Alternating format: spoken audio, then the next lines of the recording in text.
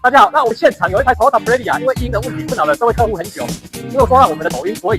选择我们来帮他播一下音。我们现场第4跟他测试了以后，是右后轮发出的声音，那是什么声音我们也不清楚，所以我们建议使用音听诊器来检测它的异音。那现在远爸准备安装仪器来听它的异音的所在之处在哪里。跟大家介绍一下，我们的音听诊器检测是需要费用的哦，不是免费的。不要以为说问题给我们解决就不用费用，是一定要费用的。那我们现在来看一下我们安装音听诊器的地方以及施工步骤细节，大家跟着听哦。让你们来介绍一下，我们看一下，这是我们的音听诊器，那其他的线路已经安装上去了，这边有线路。那我们看，我们针对右后轮的线路，这边有避震器，还有弹簧以及后仰角、两角边，那还有避震器上面都有用。那我们再来检测一下这些异音，看这些声音是从哪里来的。好的，远爸准备启动欣赏模式，透过音听诊器将这台 Toyota Previa 的底盘异音抓出来。那我们紧接着来试声，我们先透过音听诊器来检测底盘异音。那像这种车子的底盘异音问题，有些很好抓，有些不好抓，尤其是像我们今天要抓的这个异音是要转弯的时候，有时候有，有时候没有，所以我们只能碰碰运气。其实这台已经抓好几天了，但是因为声音都不出来，所以很难抓。那昨天刚好有声音出来的时候，要测试的时候又没有声音了。那我们今天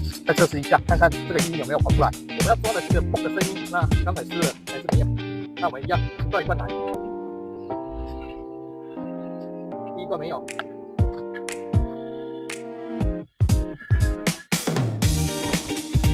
第二段声音还是没有出来，但是声音真不好抓，要测出它才会赢。